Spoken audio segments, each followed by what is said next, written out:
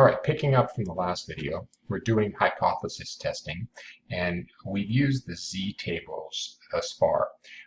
With this next application, we're going to go to the T tables, which is when we don't know the population standard deviation.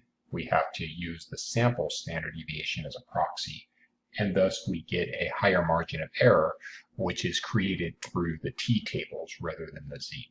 All right, let's go through this. It says Ralph's Supermarket claims its low-fat ground beef is 15% fat by weight.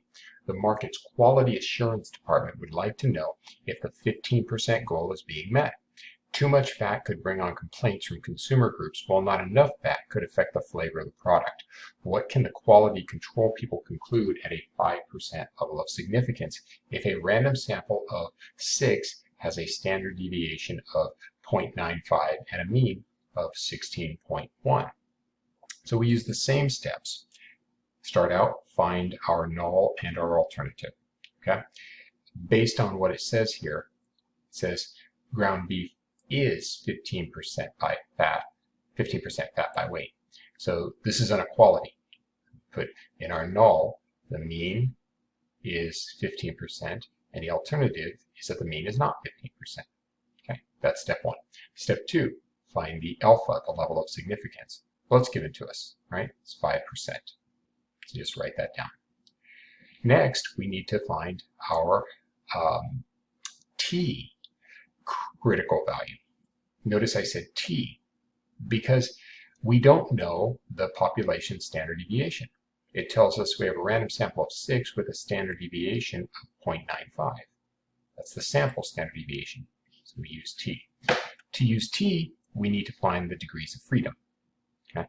And this is always n minus 1. So if our sample is 6, 6 minus 1 is 5. Okay? Let's lay this out in our diagram and then check out the T table. So we have our normal distribution here. This is a two-tailed test, so we're going to have the rejection region down here and up here. And our rejection region is going to be the alpha 5% divided by 2. So 2.5% in this tail, 2.5% in this tail. Now let's go to the T tables and find our critical T. Recall, to read the T tables, we first find the degrees of freedom, and in this one we have a 5 for our degrees of freedom, so we go to 5, and then we scroll across to the tail probability. Now in this case we've got 2.5% in each tail, okay, so 0.025. So we're looking for 2.571. which is what we put here. 2.571 defines the upper limit, and then negative 2.571, the lower limit. Okay. Now we have our critical T. Next step is to find our computed T. Okay. Computed T, we take our sample mean of 16.1%, subtract the hypothesized population mean of 15%, and divide by the standard error. The standard error is going to be our standard deviation for the sample, 0.95, divided by the square root of our sample size, which is 6. If you do this, you should get 2.84. That's our computed T, so we put that here. Note that we have a computed T of 2.84, which is in the rejection region, defined by 2.571. The implication is we reject the null and accept the alternative. We reject the hypothesis that the low-fat ground beef is 15% and accept the alternative that it's not 15%. Based on our sample, we're up here somewhere, meaning that it's likely significantly higher than 15%. But all we can say based on the metrics is that it's not 15%. Okay? All right, let's keep going. This next one says, a labor economist wants to determine if women in entry-level management positions earn less than $65,000 annually. To test this, she collects a random sample of 10 women in such positions. The sample generates a mean salary of $59,870 and a standard deviation of $2,590. Using a level of significance of 5%, what is she likely to conclude? Step 1. find our null and our alternative. Let's look at the narrative. It says the labor economist wants to determine if women in entry-level management positions earn less than, it's a typo there, 65,000 annually. Okay, less than, no equality there, so that goes in our alternative. The mean is less than 65,000, which by default gives us a null hypothesis of a mean of greater than or equal to 65,000. Step 2, find the level of significance. Well, it's given to us. It's 5%. Put that down there. Step 3, find the critical t. To do that, we're going to draw out our diagram and determine if this is a two-tailed or a upper or lower tail test. Well, we know it's not a two-tailed test because we don't have an equality in our null. What we're looking for is whether it's an upper or a lower. Remember, look to the alternative.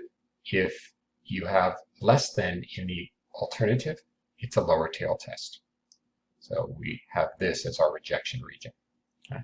And the alpha is 5%, so this rejection region is 5%. Now let's go to our table and find the corresponding critical t, keeping in mind that the degrees of freedom would be 9, because the random sample of 10 were selected. 10 minus 1 is 9. And keeping in mind that we're going to be looking for a tail of 5%. Okay, so let's go to the table, go to 9 and over to 5%, which is right here, 1.833. And it's negative because we're on the lower tail, so negative 1.833. All right, now we have our critical t. Now let's find our computed t. Well, our sample generated a mean salary of 59,870. We subtract from that the hypothesized mean of 65,000, and then divide by the standard error, which is the standard deviation from the sample, divided by the square root of our sample. If you do this correctly, you should get 6.26, negative 6.26. That means our computed t lies way down here in our rejection region. The cutoff was negative 1.833 based on our critical t, but we actually get a computed t far below that. So we reject the null and accept the alternative. We reject the contention that the mean salary of women is greater than or equal to 65,000 and accept that it's less than 65,000. Okay, so that's how we do t tests. Let's move on to the last application. Okay, for the last application, we're going to be dealing with proportions. The process is the same. Okay, we're going to use the same 5 steps, but instead of estimating the population mean, mu, we're going to be estimating the population proportion, p. Let's read. It says, a marketing company claims that it receives 8% responses from its mailings. To test this claim, a random sample of 500 people were surveyed, indicating 25 responses from the mailings. Test the company's claim at an alpha of 5% significance. Well, step 1, find our null and alternative. Notice it says a marketing company claims that it receives 8% responses. Okay, so if it's claiming it receives 8% responses, that is an equality. Okay, so the null gives us the population proportion is equal to 8%, that's a claim, and that defines the alternative as not equal to 8%. Step 2, find our alpha. Well, it says alpha level of significance is 5%. Put that there.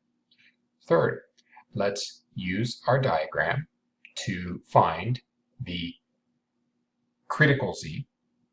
And to do this, we're going to need to figure out if it's a two-tail or one-tail test. Well, because we're dealing with an equality, it's a two-tail test. So we take our alpha, split it in two. We have 2.5% in the upper tail and 2.5% in lower tail. Okay. We then go to our z table to find what this z critical value will be. Well, if we have 2.5% in the upper tail, then that means we would look for 0.975, right? Just as we did before. Start with the lower left-hand tail and then find cumulative up to this point here. So go to the Z table to 0.975, which is 1.96, right there. Positive 1.96, it's symmetrical, so it's negative 1.96 here. Next step, find the computed Z. To do this, we need to find our sample proportion, which is p hat, and that's going to be the 25 responses out of 500 people that we took the sample from. So 25 out of 500 is 5%. So we get a 5% response, but we're hypothesizing that it's 8%. So we take the 5 minus 8 and then divide by the standard error of proportions. Remember, p times 1 minus p divided by n, rooted. If you do this, you get negative 2.47. Well, there's our computed value. That lies way down here. We have negative 2.47, which is in the rejection region. So we reject the null and accept the alternative, that the proportion is not equal to 8%.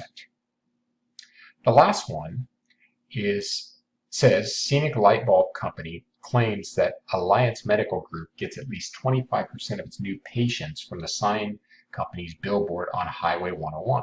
To test this claim, the medical group randomly selects 120 patient information forms asking the question, where did you hear about our service? 26 of the forms indicate patients learned about the medical group from the billboard.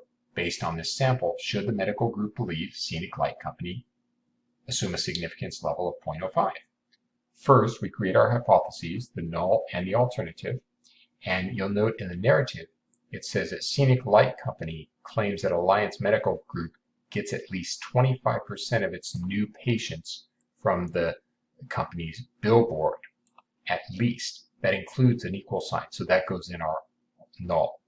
Proportion is greater than or equal to, right? 25%. That defines the alternative as less than 25%. We know our level of significance, it's given at 5%. We then go through and start our calculations. So for example, we have a one-tailed test here. Look at the alternative, p is less than, so we have a lower tail test, and we need to find the z value that corresponds to this. Well, if you go to the z table, you have 5% in this tail here, so you'll find 0.95. Okay, in the z table, 0.95 corresponds to 1.65. So you have negative 1.65 because we're below 0, we're in the left tail. Okay? So we've now got our critical z, negative 1.65. We then do our calculation. Okay? First, we need our proportion, and the sample proportion is 26 out of 120. Okay? So that's 21.7%. Subtract from that 25% our hypothesized percentage, and divide by the standard error, calculated the same way we did in the previous example. You get negative 0.84. Now, that's our computed value.